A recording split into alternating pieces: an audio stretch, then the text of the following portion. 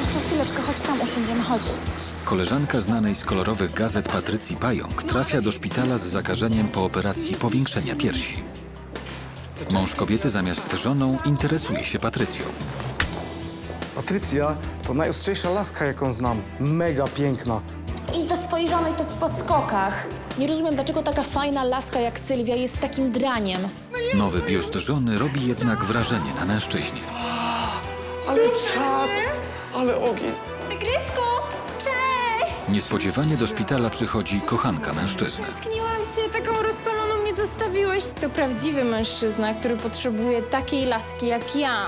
Takiej prawdziwej, naturalnej, niewypchanej jakimś botoksem czy innym w ogóle płynem. Co sobie zrobiła? Cycki sobie zrobiła. Cycki? Szkoda, że nie tyłek. Patrycja broni swojej przyjaciółki. Ziro! Twoje imię drugie to Zira, ty szmato!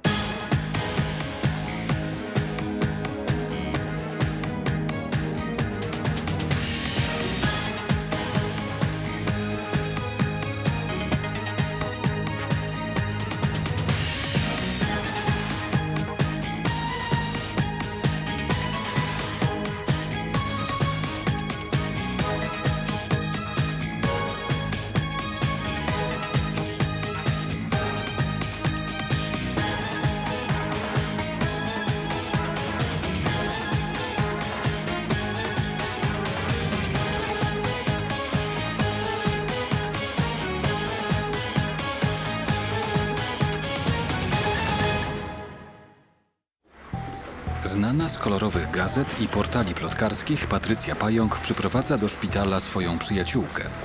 Dziewczyna 2 dni temu powiększyła sobie piersi. Tak bardzo chciała pochwalić się mężowi nowym biustem, że niemal od razu po operacji uciekła ze szpitala. Niestety pojawiły się komplikacje. Przepraszam, potrzebuję pomocy pilnie. Musisz najlepiej poczekać. Potrzebuję, niech pani zadzwoni po jakiegoś lekarza. A co się dzieje? Moja koleżanka nie może oddychać.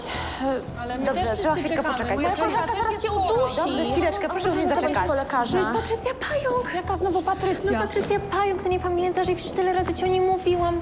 No spójrz, no przecież ona, to ta, która ostatnio się precyzowała ze swoim byłym o silikony, nie pamiętasz? Jakie silikony? No patrz, jakie ona ma cycki, no sama bym takie chciała. No chyba ci się we łbie poprzewracało. Koleżanka Patrycji powiększyła sobie biust dla swojego męża.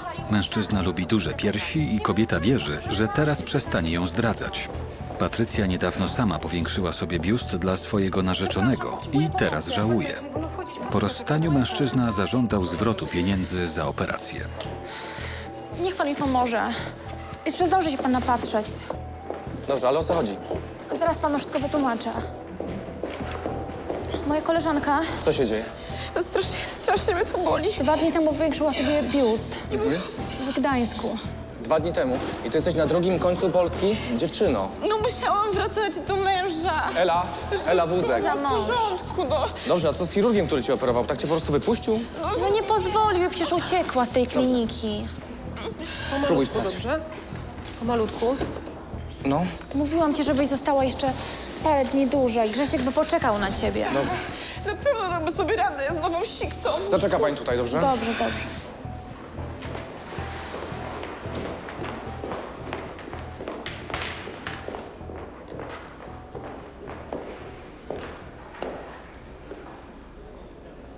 Sylwia uparła się na tą operację. I wszystko byłoby w porządku, gdyby zrobiła to dla siebie, ale ona powiększyła biust dla swojego faceta, który cały czas ją zdradza. Myślała, że dzięki temu przestanie. Ale ten idiota zawsze będzie ją zdradzał. Ściągnijcie z panią kurtkę, tak? Pacjentka doktora Eryka nie sądziła, że ucieczka z kliniki będzie miała dla niej tak poważne skutki. Myślała tylko o tym, żeby jak najszybciej wrócić do męża i olśnić go powiększonym biustem. No to co mi się dzieje? Czy to naprawdę przez tę operację? No, jak na razie wszystko wskazuje, że tak. Wszczepienie implantów to jest poważny zabieg. Po takiej operacji powinnaś przynajmniej tydzień leżeć pod okiem specjalisty. A ty tymczasem zwiałaś z kliniki i 10 godzin jechałaś samochodem. No ale ja musiałam wracać. Wszystko było dobrze. Faceta trzeba nie widzę. pilnować. Nie? Dobra, zbadam cię. Proszę nie ruszać ręką jeszcze na chwileczkę, dobrze? Rozepnij bluzkę. No ale nie będziecie chyba chcieli mi ich zabrać. Spokojnie. No one są mi potrzebne jak cholera. Jak ciśnienie? 120 na 70, ale temperatura wyższa 38,9. No. Czyli jak nic mamy jakiś stan zapalny. Stan zapalny? Spokojnie. No ale Nie mów ja teraz. sobie nie dam ich wziąć. Dobrze. Nie zmniejszycie mi ich. Mogę cię zbadać? Nie ma co na razie panikować. Powiedz mi lepiej, czy ten chirurg, który przeprowadza operację, przepisał ci jakieś antybiotyki? No, słucham. Czyli przepisał. No przepisał. Co to było? No nie pamiętam. Okazuje się, że dziewczyna oprócz tego, że uciekła ze szpitala, zlekceważyła wszystkie zalecenia lekarzy, którzy ją operowali. Nie zażywała koniecznych lekarstw i prawdopodobnie dlatego doszło do zakażenia ran. Otwórz się No trochę. i po prostu jak patrzyła się w lustro, wie pan, no nie mogłam przestać się gapić. No nie słuchałam, co ten doktorek do mnie Dobrze, pieprzył. dobrze, pozwól, że teraz ja się popatrzę. Odchyl się. Masz chociaż jakieś papiery wypisowe? No nie mam, no, bo ten doktor, on nie chciał mnie zatrzymać za wszelką cenę. No ale to musiałam spieprzyć, wie pan, cichaczem. Tak, No, wiem. nic nie brało. Pamiętasz chociaż, gdzie była ta klinika? Jak się nazywała? No raczej, no, głupia to ja nie jestem. Okej. Dobra. Muszę się przyjrzeć temu lepiej. Bez bandaży, na sali zabiegowej. Dobrze. Czy przewozimy, tak, panią? Dobra.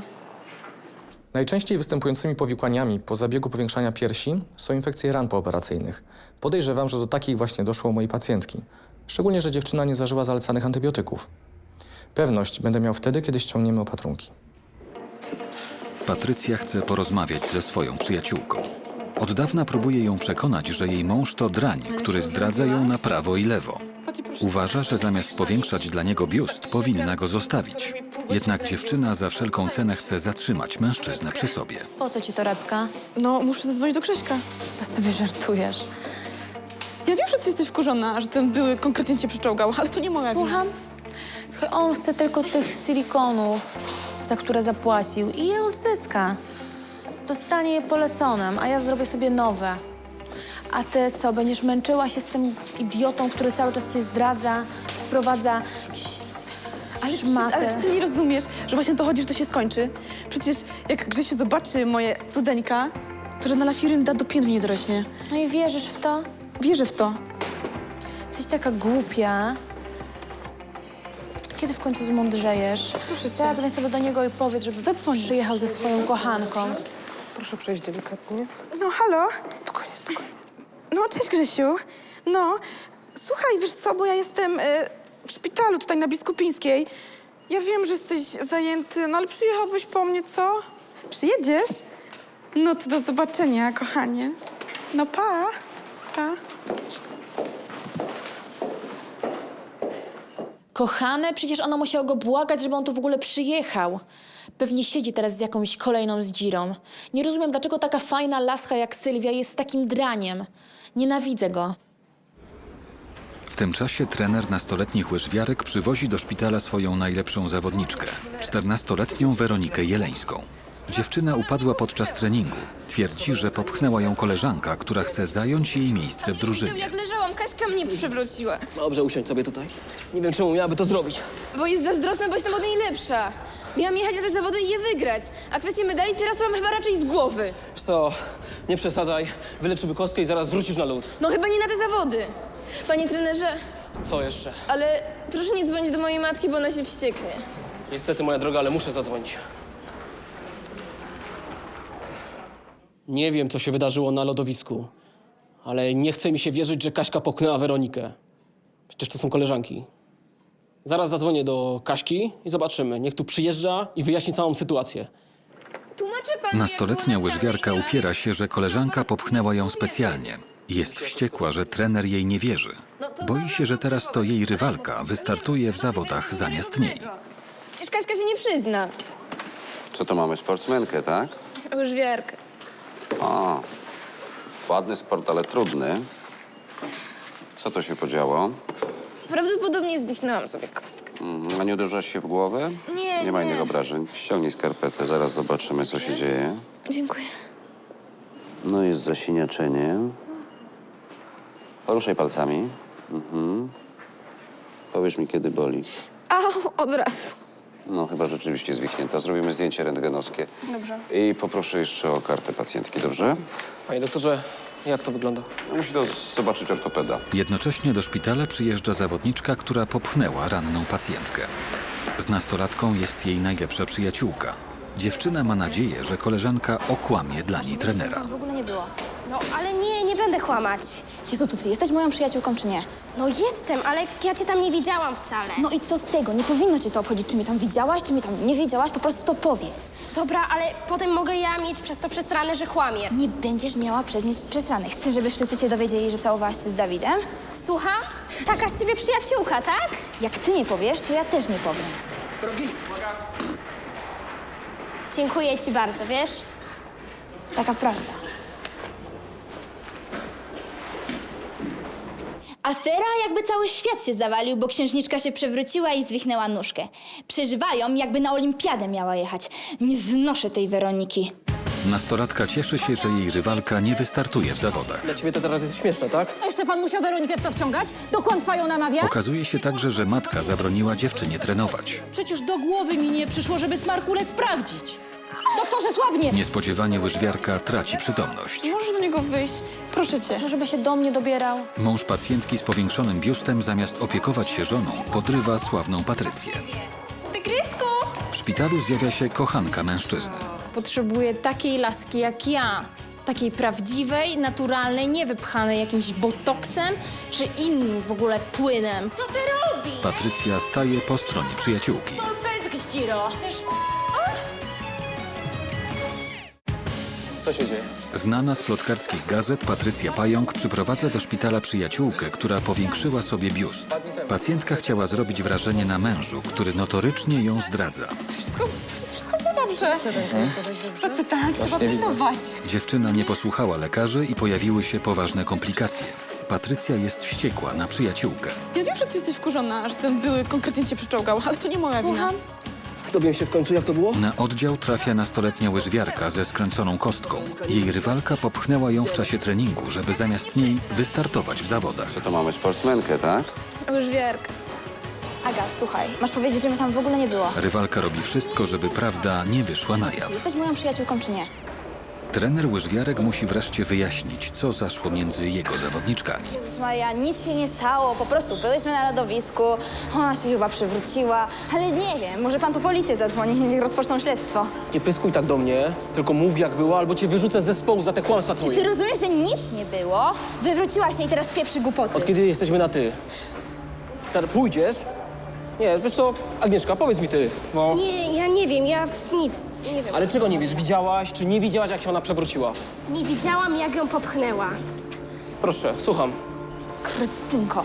No, Jezus, no może trochę ją szturchnęłam, no i tyle. Myślałam, że się wywali i będzie śmiesznie. Skąd miałam wiedzieć, że zwichnie sobie kostkę? Dla ciebie to teraz jest śmieszne, tak? Pójdziesz i ją przeprosisz. No chyba nie. Chcesz u mnie dalej trenować, czy nie? Chcę. No to pójdziesz i ją przeprosisz. Przepraszam na chwilę, bo... Dziewczyna jest wściekła. Nadal nie zamierza przeprosić rywalki. Ciebie za przyjaciółka. Przez ciebie będę musiała się płaszczyć przed tą idiotką. Dzień dobry, Czy pani ty jesteś normalna? Wolałaś kłamać? A chcesz, żebym ja powiedziała twój sekret? Nic jej nie jesz, spokojnie. Ale niech pani się nie unosi do telefonu, tylko po prostu przyjedzie na mieście i zobacz. Zaraz mnie tu poskręca. Nagle wszyscy się nad nią litują. Jak ja w zeszłym sezonie złamałam nogę, to nawet do szpitala nikt się nie pofatygował. A tu co? Księżniczka ominą jedne zawody i koniec świata.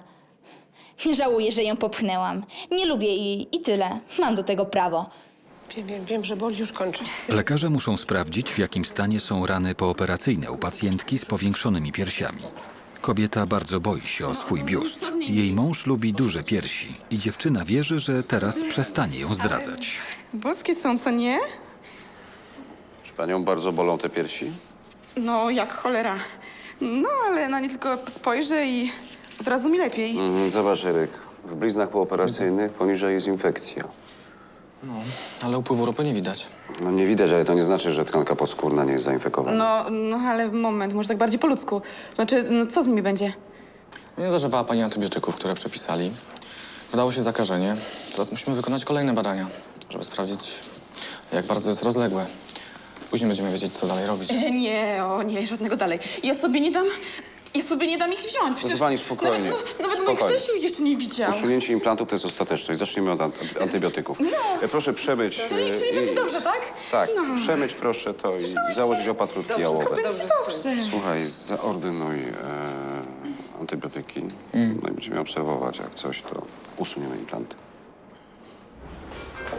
Na korytarzu przed salą cały czas czeka sławna przyjaciółka pacjentki Patrycja Pająk. Dziewczyna stała się znana dzięki artykułom na portalach plotkarskich po tym, jak powiększyła sobie piersi dla swojego narzeczonego.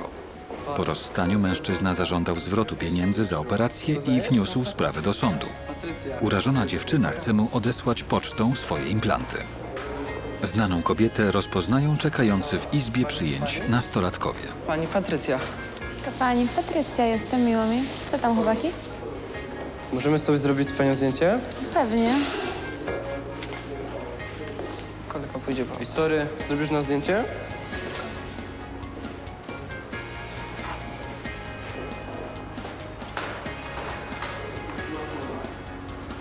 Dzięki. Pokaż. No, niezłe. Są te karty dla mnie? Superlaska. Pierwsza klasa, naprawdę. Co to się dzieje? Kto to jest? Panie ordynatorze, to jest ta modelka, Patrycja. Ta, co sobie piersi powiększyła, co facet jej zapłacił za te piersi. Ona z nim potem zerwała i on teraz chce, żeby pieniądze mu oddała. Ona na to powiedziała, że nie odda pieniędzy, co najwyżej może oddać stare implanty i wyszła z tego afera. Ona sobie teraz... To weźcie się do roboty. Tymczasem trener nastoletnich łyżwiarek chce jak najszybciej pogodzić skłócone zawodniczki. No chodź, Kaśka, teraz przeprosisz Weronikę. No rusz się. Żwawiej.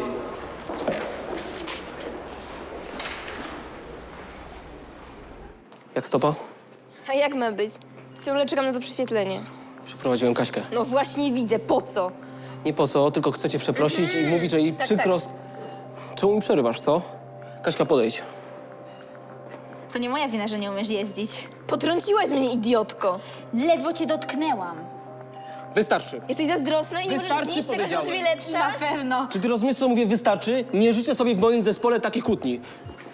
Kaśka, natychmiast przepraszasz Weronikę. Natychmiast Nie ma powiedziałem. takiej opcji. Nie dość, że cały zespół jej nas hakuje, to jeszcze pan? Mam tego dość. Czy ty się nie zapominasz czasem? Chcesz, żebym cię zawiesił? A niech mnie pan zawiesza. Ciekawe, kogo pan wystawi na zawody. Wracaj tutaj. Kaśka, wracaj! Mówiłam panu, że to ona? Przeprosiłaś ją? Nie mam za co jej przepraszać. Kaśka, nie przeginaj, trener ci tego nie daruje i wywali z zespołu. Mam to gdzieś. Znajdę sobie nowego trenera i najwidoczniej nową przyjaciółkę. Jezus, ale co się stało? Boże, Kaśka, co się stało? Coś taka zdenerwowana? Coś z Weroniką? Czy zawsze musi chodzić o Weronikę? W szpitalu zjawia się matka kontuzjowanej łyżwiarki. Kobieta jest bardzo zdenerwowana. Nie wie jeszcze, co dokładnie stało się jej córce. Co tu się, Boże Święty, dzieje? Co tu się stało? A ma zwichnięcie kostki. Spokojnie. Spokojnie, widzę jej stopę. Dlaczego pan ją wpuścił na lodowisko? Ale jak to dlaczego? Czemu się tak pani mnie głupio pyta? Nie mógł sobie pan odpuścić, prawda? Nie wie pan, ma pan tyle dziewczyn w zespole, to jeszcze pan musiał Weronikę w to wciągać? Do kłamstwa ją namawiać? Ale jakie kłamstwa? O czym pani mówi? Jakie kłamstwa? Weronika, tłumacz się. Weronika? Od 2 tygodni mi nie wolno. Ale czemu ty mi o tym w ogóle nie powiedziałaś, co? Nie Miałam powiedział... zrezygnować w tym momencie, teraz przed zawodami oszaleliście? A pan nie wie, że ona ma szkołę, tak? Nie wie pan, że zajęcia ma. Mam zrezygnować z moich marzeń w tym momencie, bo mam się uczyć? Łyżwiarka okłamała matkę, bo nie wyobraża sobie, że mogłaby zrezygnować z treningów. Sport jest dla niej ważniejszy niż nauka. Wierzy, że dzięki łyżwiarstwu zostanie gwiazdą.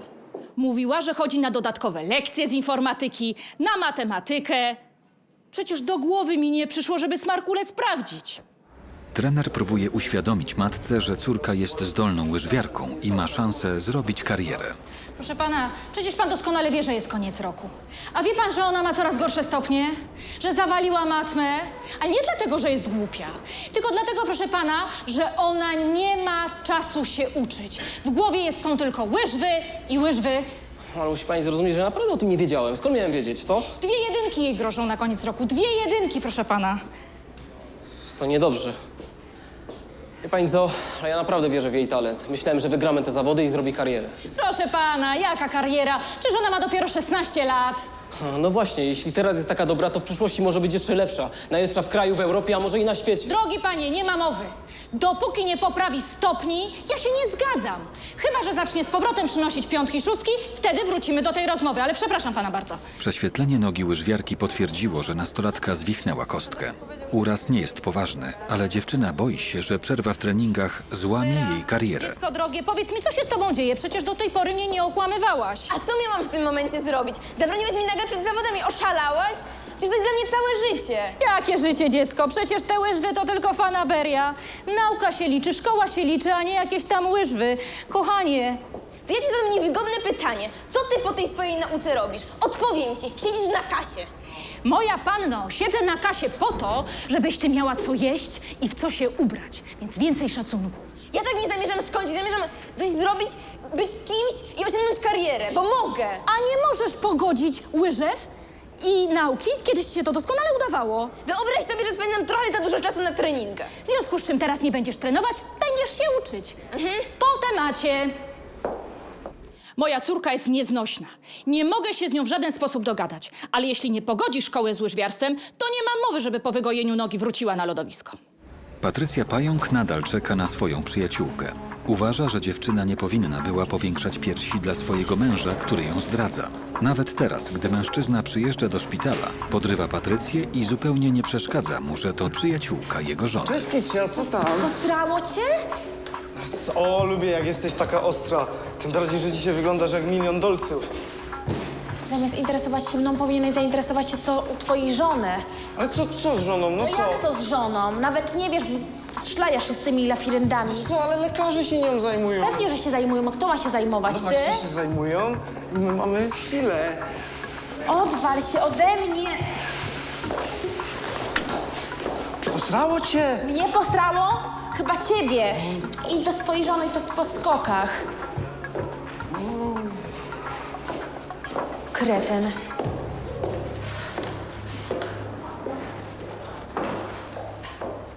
Patrycja to najostrzejsza laska, jaką znam. Mega piękna. Już od dawna między nami iskrzy.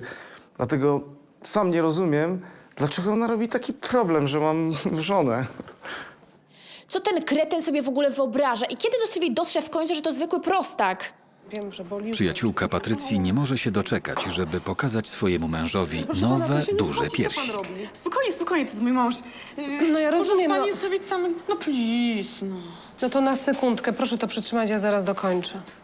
Co ty odstawiasz z tym szpitalem? Uspokój się. Dzieje ci się Uspokój coś. Zamknij oczy, coś ci pokażę. Ale po co będę zamykać? No zamknij, nie pożałujesz, no, mówię ci. No dobra. Już? Nie, poczekaj. No już. Tada! Ale Super, czad, nie? ale ogień, ale cudeńka, piękny, mega piękny. Mogę dotknąć? Wiesz co? Nie, bo wiesz co, bolą mnie jeszcze. Jeszcze muszą ściągnąć te szwy jakieś. Ale kurde, jak przyjdziemy do domu, Grzesiu. Jak przyjedziemy do domu, to wypróbujemy je na wszystkie Czyli co, sposoby. cieszysz się? Mega, no przepiękne. Rewelacja. Super, że się cieszę. No już, proszę pana, Siostro, już kiedy koniec. ona wychodzi? Proszę pana, za tydzień. Proszę zaczekać na zewnątrz, muszę dokończyć. Proszę wyjść. No i wszystko pani ściągnęła. O, matko. Jeszcze raz, bandaże. No bardzo się cieszył, bardzo. Ja też. No, ale boskie są, nie? Teraz to ja rozumiem. Będzie wreszcie na czym oko zawiesić i za co chwycić. Rewela, mega, ogień. Nie potrafię się doczekać, kiedy je wypróbujemy. Doktor Eryk ma już dokumentację pooperacyjną swojej pacjentki. Okazało się, że po zabiegu dziewczynie groziła zatorowość płucna i powinna zażywać leki przeciwzakrzepowe. Niestety po raz kolejny nie posłuchała lekarzy. Tyle razy ci tłumaczyłem. Jeżeli w twoich naczyniach krwionośnych są skrzepy faktycznie, to w każdej chwili mogą dostać się do płuc. Wtedy udusisz się w ciągu kilku minut. Ale to co, chcecie ją zostawić tutaj na dłużej? Dopóki nie opanujemy sytuacji. A wy robicie się chyba do trzeciej. Ja jestem ustawiony z trenerem na świece. Ty chyba czegoś nie rozumiesz. Twoja żona jest w bardzo ciężkim stanie. Zostań tutaj tak długo, jak będzie trzeba. Możesz w mordę. Grzesiu, nie denerwuj się. Wiesz, że zaraz mnie wypuszczą. Naprawdę. Żadnego syfu tutaj nie złapał. Siedź, prosiłem. Zobaczymy. Zobaczymy. Naprawdę nie wiem, jak można być tak nieodpowiedzialnym, żeby w ogóle nie słuchać lekarzy. Niestety, ale obawiam się, że u mojej pacjentki skrzepy już zaczęły gromadzić się w aorcie płucnej i stąd te problemy z oddychaniem. No a to już nie są przelewki. Na salę zabiegową została przewieziona kontuzjowana łyżwiarka. Niestety, pojawiły się komplikacje. Ale ten kijak mi się nie podoba, zobacz. Ja wiem. Cholera, on jest większy niż był. Doktorze, słabnie! Rany Weronika, boskie, święte. Weronika. Hej, Weronika. Dawaj łóżko, przepuśćmy ją na Doktorze, ale obserwację. co się dzieje? Przecież nikt Słyszysz nie słabnie. mnie? Od zwichnięcia. Weronika, słyszysz mnie? Boże święty, co się dzieje? Stan nastolatki gwałtownie się pogorszył. Oprócz zwichniętej kostki dziewczynie na pewno dolega coś jeszcze. Nagły wylew dostawu może świadczyć o poważnej chorobie układu krwionośnego. U dziewczyny wystąpił wyjątkowo silny wylew krwi do stawu skokowego. To bardzo niebezpieczne. Takie nagłe, intensywne krwawienia wywołują kalectwo. Weroniko, powiedz mi, bo to jest bardzo ważne, czy jak się uderzysz, to masz jakieś większe siniaki? Nie, A jak się skaleczysz, mocniej krwawisz? nie wiem. Dziecko kochane, rozmawiaj, że normalnie z panem doktorem. A po co? No chyba, żeby ci mógł pomóc, prawda? A po co mi to, skoro i tak nie pozwolisz mi trenować? Co to zmieni? Jest mi wszystko jedno, odczepcie się ode mnie. Dziewczyna jest załamana. Boi się, że już nigdy nie będzie mogła trenować i jej największe marzenia legną w gruzach. Czy pani pamięta jakieś urazy córki? Nie. A właściwie tak. Raz na wycieczce skaleczyła się, krwawiła dość mocno, ale potem A ustało. wizyty u dentysty może usuwała zęba? No, usuwała, krwawiła dość tak obficie, ale dentysta powiedział, że to jest normalne i poradził sobie z tym krwawieniem. A miesiączki jak przechodzi? Są bardziej obfite, długotrwałe? No tak, no to ją bardzo męczy, to rzeczywiście. Ale dlaczego pan doktor tak szczegółowo wypytuje? Ona jest chora na coś poważnego? Nie, no widzi pani, ten wylew, który ma córka, to nie jest taki zwykły wylew jak u zdrowych ludzi. To jest bardzo obfity wylew, trudny do opanowania. Zdrowi ludzie tak nie krwawią. No, ona o swoim zdrowiu to rzeczywiście niewiele mówi. W ogóle ze mną prawie w ogóle nie rozmawia. Doktorze, na co ona jest chora? Tego jeszcze nie wiem, ja będę musiał sprawdzić, jakie są wyniki badań i porozmawiać z hematologiem, ale podejrzewam, że córka ma chorobę Willebranda. Boże, a cóż to takiego jest? Ma kłopoty z krzepliwością. Jeżeli podejrzenia doktora Piotra potwierdzą się w wynikach badań, łyżwiarka już nigdy nie będzie mogła trenować. Jak się skaleczy, może mocniej krwawić. Właśnie takie wylewy dostawów. To jest bardzo niebezpieczne. Boże święty, i co będzie z nią teraz? Proszę pani, sprawdzimy wyniki, ja się upewnię i wtedy powiem pani, co zrobić. Dziękuję, doktorze. Mogę do niej teraz Tak, pójść? proszę sobie przejść tam. Na razie nie chcę straszyć matki. Jeśli choroba będzie miała przebieg lekki, może wystarczy tylko kuracja hormonalna. Natomiast jeśli będzie miała przebieg ciężki, to dziewczyna może zostać nawet kaleką. Będą coraz częstsze wylewy do stawów, do mięśni, nawet do układu pokarmowego. To bardzo niebezpieczne. Boże, no czemu to trafia na Weronikę? I to akurat teraz. Boję się, że ona się nie podniesie. A ja nawet nie mogę jej pocieszyć, bo taka na mnie wściekła, a lekarz mówi, że to coś poważnego. Przyjaciółka słynnej Patrycji Pająk jest na badaniach.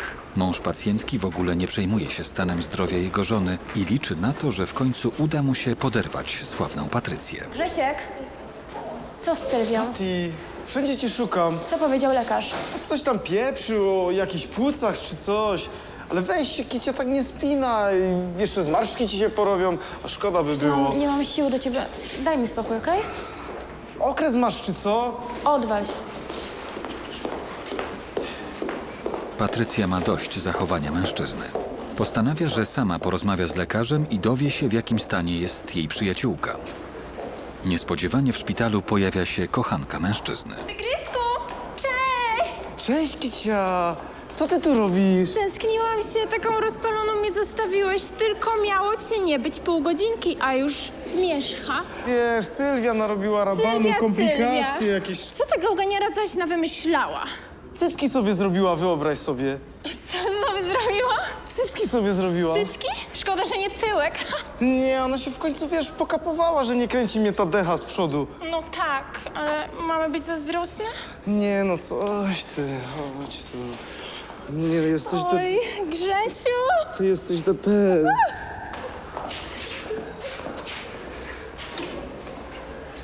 Grzesiek to prawdziwy mężczyzna, który potrzebuje takiej laski jak ja. Takiej prawdziwej, naturalnej, nie wypchanej jakimś botoksem czy innym w ogóle płynem. Tego żoncia, ta paszteciara, nawet choćby zrobiła sobie tyłek i tak jej nic nie pomoże. Tygrysek będzie mój. Żona mężczyzny nie ma pojęcia, że ten właśnie zabawia się ze swoją kochanką. Wie jednak, że trudno jej będzie zatrzymać go w szpitalu i dlatego prosi swoją przyjaciółkę o pomoc. Patrycja nie rozumie, dlaczego dziewczyna daje się tak upokarzać swojemu mężowi. Ja w ogóle nie wiem, jak ty mogłaś poślubić takiego idiota. Zobacz, cały czas, i nawet zdajesz sobie z tego sprawę, że cały czas jeździ do tych swoich zdzir. Czy możesz Jeszcze do niego... sama się na to godzisz. Czy możesz do niego wyjść? Proszę cię. No, żeby się do mnie dobierał. Dziewczyno, co ty mówisz? Przecież on wie, że jesteś moją najlepszą przyjaciółką. On by w życiu tego nie zrobił. Dobra. Skoro nie, to sama do niego pójdę. Co ty robisz, Sylwia? Wracaj z powrotem do łóżka. No ale co tutaj Nie się znowu wygłupiaj się, dzieje? no niech pan jej coś powie, bo ja już nie mam siły, no. Przecież tłumaczyłem, prosiłem. Trzeba leżeć. Słyszałaś? To idź go pilnuj. Przecież wiesz, jak stąd pójdzie, to znowu poleci do którejś z tych siks. Dobrze, pójdę do niego, popilnuję go, ale leż tutaj, proszę cię, panie doktorze, co z nią? No nie wygląda to dobrze. Muszę zrobić jeszcze USG. Patrycja nie jest w stanie wytłumaczyć przyjaciółce, że powinna wreszcie odejść od męża. Jednocześnie mężczyzna nie ma żadnych oporów, żeby obściskiwać się ze swoją kochanką, gdy jego żona leży za ścianą.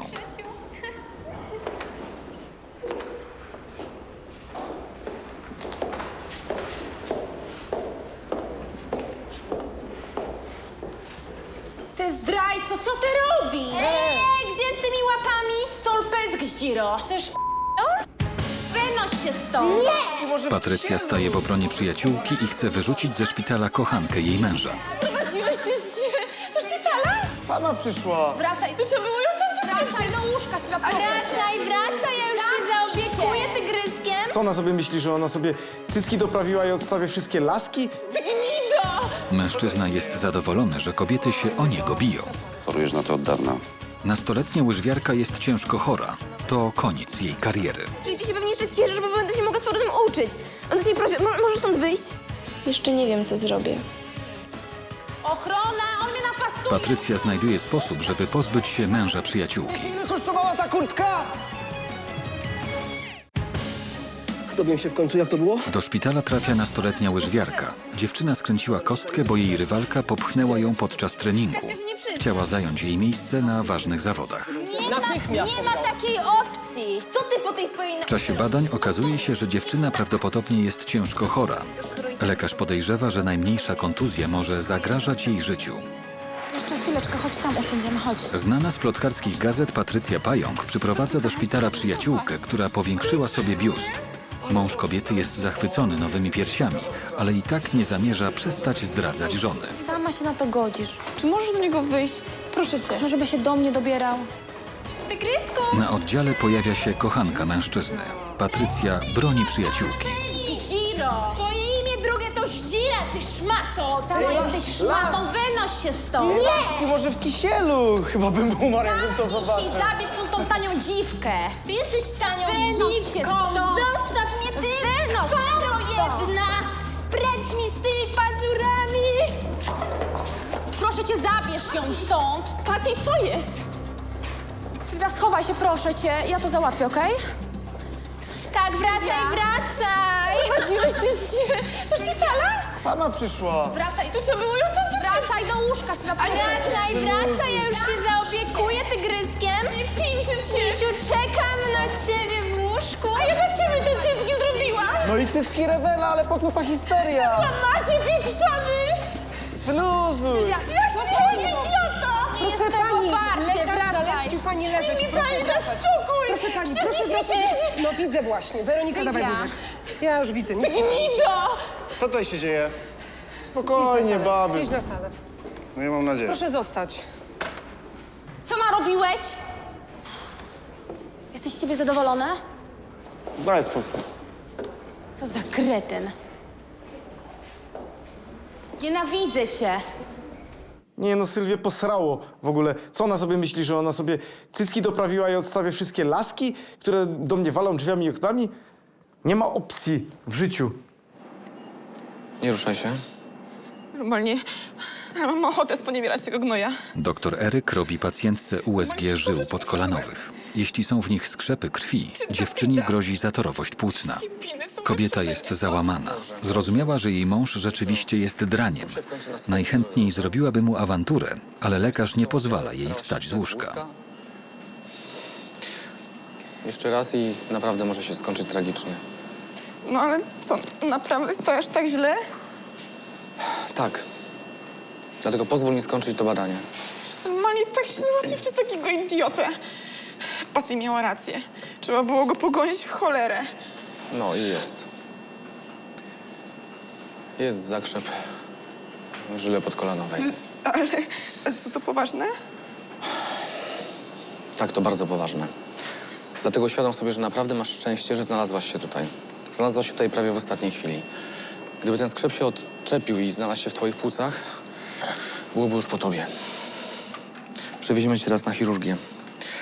Tam dostaniesz leki, które rozpuszczą ten zakrzep. No, i wszystko będzie dobrze, nie? Dziewczyna doprowadziła się do tak ciężkiego stanu, bo nie słuchała zaleceń lekarzy, którzy ją operowali. Tak bardzo zależało jej, żeby zatrzymać męża przy sobie, że w ogóle nie myślała o swoim zdrowiu. Patrycja chce sprawdzić, jak czuje się jej przyjaciółka. Nie wie, że w szpitalu nadal jest mąż kobiety. Nie wierzę. Co ty tutaj jeszcze robisz po tym wszystkim? Wynoś się stąd. Lubię, jak się tak nakręcasz. Wynoś się stąd, albo Zajebista się stąd albo wezwę ochronę. To wzywaj sobie. Ochrona! Weź przestań. Ochrona! On mnie napastuje! Ochrona! Puszczaj mnie! Puszczaj mnie, idioto! On mnie napastuje, ochrona! Ja jej nic nie zrobiłem. Przestań pieprzyć jak Ja się go opuszczona. boję! Ale ja nic nie zrobiłem. Proszę go zabrać, ja się go boję. Weź się zamknij. Ale nigdzie nie wychodzę. No, ale nigdzie nie wychodzę. Co wy to? Opuścić oddział. Ale co wy to? Ale nie szarpcie mnie, Wiecie, ile kosztowała ta kurtka? Patrycja cieszy się, że pozbyła się mężczyzny ze szpitala. Obawia się jednak, że przyjaciółka będzie miała do niej pretensje i znowu wybaczy mężowi. Nie mów, że mamy się po niego wrócić i go przepraszać. Nie no, jak ma się wrócić tylko po to, żebym sama mu dała w ryj. Nie wierzę, że to powiedziałaś. Trochę mi zeszło, co? No ale... Co ja teraz z nimi zrobię? No jak to, co masz piękne piersi, możesz mieć każdego faceta. Zobacz, pan doktor nie ma obrączki. Miły, ułożony. Zobacz, jak się tobą opiekował. Prawda, panie doktorze? Prawda. Dzięki. Będzie dobrze. Doktor Piotr skonsultował z hematologiem wyniki badań łyżwiarki. Ordynator miał rację. Dziewczyna cierpi na groźną chorobę, która powoduje poważne krwotoki. Każda kontuzja może mieć dla niej tragiczne skutki. Oznacza to koniec jej sportowej kariery. Chorujesz na to od dawna. Czy to znaczy, że mam przestać trenować? Niestety tak. Każda kontuzja może się skończyć dla ciebie tragicznie. Dostaniesz leki, powiem ci, jak postępować, ale będziesz musiała bardzo uważać. Czyli wszystkie moje marzenia, wszystkie moje plany i wszystko, co chciałam w życiu robić, w tym momencie mi się wali? Koteczku, ale świat się nie kończy. Chciałam coś osiągnąć. Kochanie, rozumiem, ale wrócisz do szkoły, zaczniesz się uczyć z powrotem porządnie, tak jak Czyli kiedyś. tak, czyli ty się pewnie jeszcze cieszysz, bo będę się mogła z powrotem uczyć. On do ciebie prosi, możesz stąd wyjść? Ale nie o to mi chodziło, wiesz Zostaw przecież. mnie, proszę cię. Jak chcesz.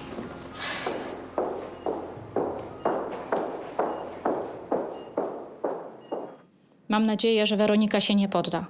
Ja wiem, że to było jej największe marzenie. Pomogę jej jak potrafię, ale cel musi sobie znaleźć sama. Weronika Jeleńska musi pozostać jeszcze kilka dni w szpitalu. Próbuje pogodzić się z chorobą. Do końca życia będzie musiała być pod opieką hematologa, stosować leki i prowadzić ostrożny tryb życia. Nigdy nie wróci już do sportu.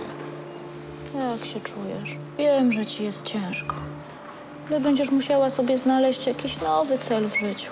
Wiem, że sobie poradzisz, słoneczko. Wiem. Jesteś dzielna dziewczynka, dasz sobie radę. Moja malutka.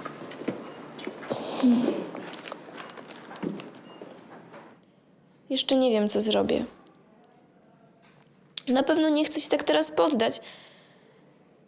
Ale to nie będzie proste. Naprawdę wierzyłam, że osiągnę ten sukces, zrobię karierę i będę kimś. Nie chcę skończyć tak jak mama na kasie. Będę musiała znaleźć inny pomysł na to lepsze życie, ale jeszcze nie mam pojęcia, co to będzie. Tydzień później Patrycja Pająk, która sama zasłynęła dzięki powiększonym piersiom, przyjeżdża do szpitala po swoją przyjaciółkę. Dziewczyna wyzdrowiała i lekarze nie musieli usuwać jej implantów. Patrycja przekonała ją także, że powinna się rozwieść z mężem. Dziewczyna uwierzyła, że może być szczęśliwa bez niego i zamierza zacząć nowe życie. W końcu. No. Piękna. Idziemy? Jak tam z doktorem Erykiem? A, słuchaj, pracujemy nad tym. Sylwia wygląda świetnie. W życiu nie widziałam jej w tak dobrej formie. I w końcu dotarło do niej, że nie musi iść pod nóż, żeby podobać się facetom. Na ten jej mężulek jest skończonym pajacem i Sylwia doskonale zdaje sobie już z tego sprawę. Jurek, skąd ty masz tego siniaka? Do szpitala trafia ciężko chory chłopiec bity przez ojca. Dago, lekarz, tam nie wolno wchodzić. Jak co nie wolno wchodzić? Z takim durnym przeziębieniem od razu do szpitala? Mężczyzna od lat znęca się nad rodziną, ale jego żona boi się komukolwiek o tym powiedzieć. Zrobię z tym porządek. Zrobię z tym porządek, rozumiesz? Wracamy, idziemy do domu. Pogotowie przywozi 50-letniego mężczyznę, który ma kryzys wieku średniego. Może miał to słabszą absorpcję czynników witalnych. Przepraszam, co miał? No, ziemia do bazy, słabszą absorpcję czynników witalnych, ale dostawał porocha, a przechodziło mu. Tu? Zawsze przechodzi, jak wezmę tabletkę. Mężczyzna ćwiczy na siłowni i stosuje diety cud. Brat przekonał go także, żeby zamienił żonę na młodszą kochankę. Ta kobieta powinna się nazywać Pomyłka. Tak jak całe małżeństwo mojego brata. Jestem ojcem, proszę panią, mogę robić, co chcę. Ojciec bitego chłopca grozi lekarzom. Chce natychmiast zabrać dziecko ze szpitala. Słuchaj, blondyna, inaczej skończysz.